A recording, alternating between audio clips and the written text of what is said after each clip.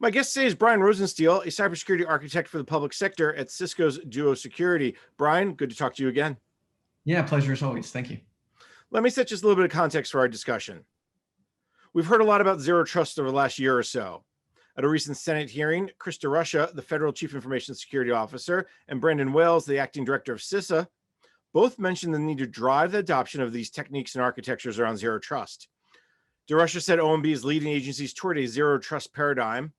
This means real-time authentication to test users, blocking suspicious activities, preventing adversaries from network hopping that we've seen time and again in major attacks. The key phrase that many overlook when we talk about zero trust is the testing of users. Employees must be central to the zero trust in all cybersecurity efforts. Agencies must help their employees understand why zero trust is important and deliver a user-friendly experience.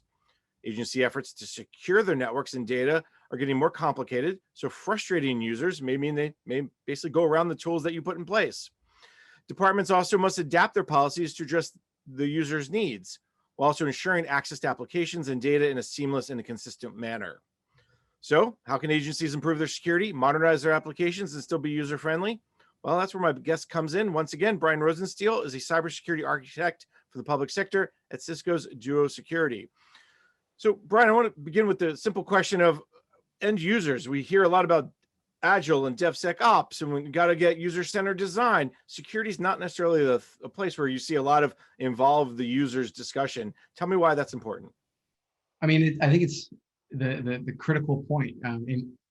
If your users don't want to use the technology, then it's going to be difficult to get them to, well, use it. And if they're not using it, then who cares how good it is, right? You could say, well, make sure that they don't have any choice. I think my favorite tagline around that particular line of thinking was security is often inconvenient, too bad. And I'll admit, in one of my very first positions, well over a decade ago, helping to implement some of the FICAM solutions, I used to have that as a tagline in the email. Security is often inconvenient, too bad. And it was kind of our tagline of, well, this is what we're doing. But I come to realize that that's actually the opposite of how you want to approach these things. And I learned that, various points, my engineering career, there was one particular time where I was down with an office with one of the US departments. And we were asking them, hey, what was going on? And it was one of those offices that needed to reach out to retirees. And they had sensitive PII data, nothing national secret, but we're still talking about social security numbers, things like that need to be protected. And they said sending an encrypted email was so difficult because the end users didn't have any way to decrypt that email, that they were sending things with personal Gmail accounts. I mean, that's an example of, hey, you made a system that has a lot of friction, is really difficult. I'm going to do this other thing and go around it. And we take the opposite approach to this. And we say, well, what happens when you enact a strategy that embraces, from a culture aspect, the organization, the employees at all. And I think one of the proudest moments that I had, I'm a little nerdy with all the authentication and stuff like that. But we were, I was with a different particular point of the federal government, and we were dealing with really difficult use cases. We were dealing with kind of secure manufacturing in environments where if you had to clean a PIV card, you would actually destroy it after about like 6 cleanings. The sterilization requirements were so strict. And so we enacted this new type of technology. It was actually kind of built around the Derived Credential Initiative, mobile authenticators to be able to securely authenticate into a workstation in this manufacturing environment. And slowly but surely, we started having a crowd kind of gather around us because everyone wanted to do the right thing. They wanted to be secure. They understood the danger of just reusing username and password in these environments. But it was so onerous the way it was before that everyone was like, fine, we're just going to do things in this other way. Once we showed them, hey, look, here's how you can embrace technology and it can be easy. All of a sudden they were lining up, sign me up next, sign me up next, sign me up next. That's one of the best feelings when you can see a end user going off and showing off the technology, saying, hey, look what I can do.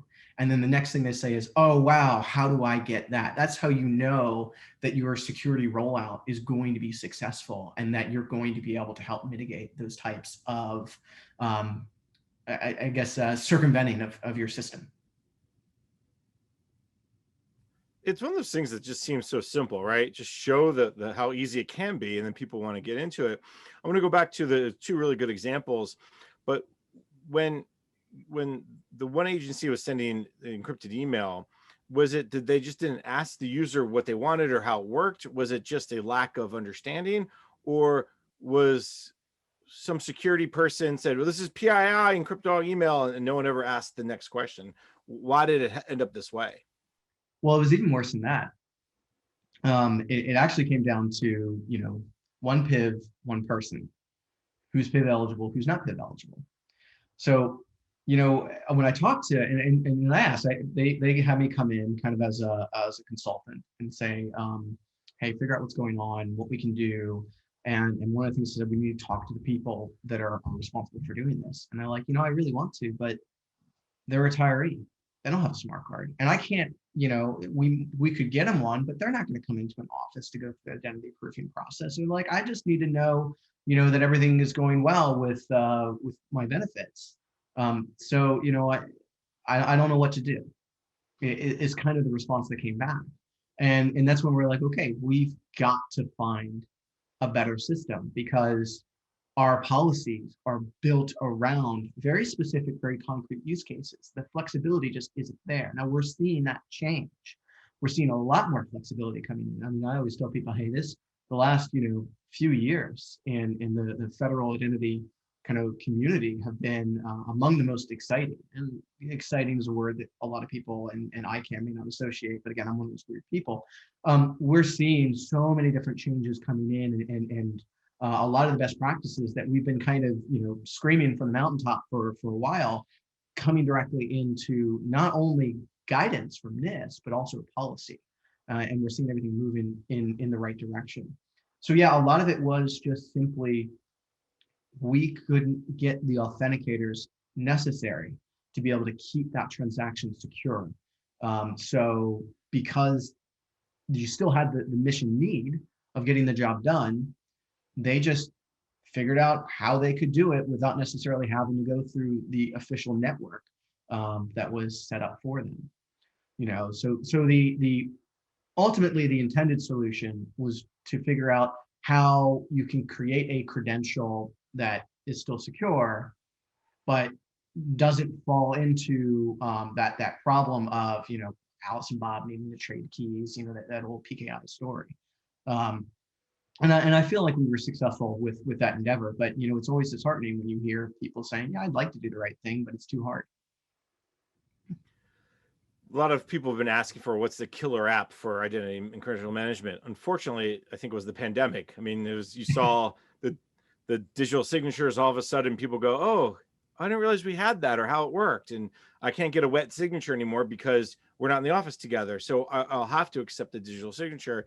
And I think this kind of comes around to this idea of managed security, because that's also going to play a role, because that's going to help you as the agency move toward to take some of those challenges out, because you're managing it. You have someone else really understanding the user and kind of bringing the pieces together. Talk a little bit about that, the role of managed security as it kind of builds into that user experience. No, absolutely. One of the things that we always used to say, again, this is back when I was, directly on site and helping out a couple different departments, is we didn't care about what degree an individual had coming out of university. We didn't care what certifications they had. We knew that federal identity was so niche that we just needed a smart person that we could teach. And I bring that up because the reality is that we've got a critical shortage of qualified individuals who have the understanding of all the different pieces, not just the actual technology itself, but the policy involved and how that relates, and the challenges in being able to implement that across all these diverse spaces. So what that means is everyone just doing it on their own in their own solution, it's just not viable. We just don't have the qualified personnel to do it. And that's why shared services, that's why cloud service providers, I think, are so critical. Because when we say this, look, we can centralize the kind of security and the personnel and the expertise, And then you can work with us and be able to easily deploy that. And oh, by the way, because we're going to reduce a lot of that administrative overhead on you, you're not going to have to worry about actually managing the data centers. You're not going to have to worry about all of the backend uplift. That frees up some of your administrators to be able to go off and work on other tasks. And that's the key too, being able to do more with the few resources that you have. No one has ever said, yeah, I've got too many IT people and they don't have anything to do. It's always the opposite. So I think that's the thing that's so critical is how do we reduce that friction to enable people, one, that security, but two, do it in a way with the resources that they have. And I use that term search service provider, cloud service providers. We've only seen that the percentage of authenticators being issued from those services increase. It's certainly not going away, and it's something that as we move towards the future, I think it's going to become more and more critical. These kind of unique systems being set up by individual agencies, I think is only going to be further reduced. When you talk about managed services or managed security services, it comes to mind, well, what does that really mean? How do you define it? Because I think a lot of times people think, well, I'll just outsource it. And we know it's not a full outsource, but people think, well, I'll just let Brian take care of it and I can focus on other things. Let's maybe define, put a little finer point on what you mean by managed security services. No, absolutely. It's interesting, because you talk about outsourcing. I never exactly like that term because people think, well, outsourcing security, well, I'm just leaving myself vulnerable and someone else handles everything for me. That's not necessarily the case. And when we think about what it is that we're actually providing, so let's pick on Cisco, right? The product that I help to support, Duo, and it's a cloud hosted offering, FedRAMP, that you can leverage for your authenticators and for your authentication. That doesn't necessarily mean that that's your entire portfolio. What it is we're saying, look, let us handle all of those tasks required in order to have a secure environment where those authenticators are going to be able to be validated. Let us worry about the integrations, doing all of that work across the industry and the partnerships required in order to make sure that this thing really plugs and plays, right? It has a lot of interoperability with it. So that that's a full-time occupation, right? Segment of Cisco is designed just for that. Versus think about it, if you had to create your own custom environment and set that up and have to do all those things, you're going to need a much larger team to be able to complete that successfully. So all we're doing is really reducing the amount of effort needed by an agency, but we're not necessarily taking over their data. In fact, we don't see their data. What they basically do is just say, okay, let's leverage this service and bring it in and plug it in where it makes sense. Same thing with the authenticators, right? The authenticator that you're going to leverage from us isn't your identity. Your identity is still your identity proofing process. You're still going to go through those pieces. All you're doing is just making sure that you can gain access to that with a lot less overhead and administrative burden to do so. So in the end, I think to kind of bring it back, you haven't really outsourced your security. You've just enabled more capability with the security that you have that you're implementing by leveraging kind of an economy of scale, if you will. We're going to specialize in this one piece, and you're going to just take that, bring it in, and be able to be off to the races. I think that's a really key point because I think people sometimes think about, well, I don't think anyone ever says I'm just going to kind of wash my hands of it and be done, right? But when you think about managed security services, you're thinking, how much do I really have to do? And a lot of this comes back to, as you said, creating that secure environment, handling a lot of the administrative tasks, and then worrying about the higher level work in many ways. And where does the user fit in? Just briefly, because we're about to take a quick break. Does that when the agency worries about the user at that point because they can free up time, or do you worry about the user too as part of that managed security? I'm always thinking about the end user, right? Here at Duo, we always talk about Gary. We always talk about Lee being, that person on the keyboard who has to do their job, the end user. Gary is the administrator who has to make sure that Lee can do their job. we're always trying to make sure that we think of, hey, how we're implementing this. Is this going to cause more friction?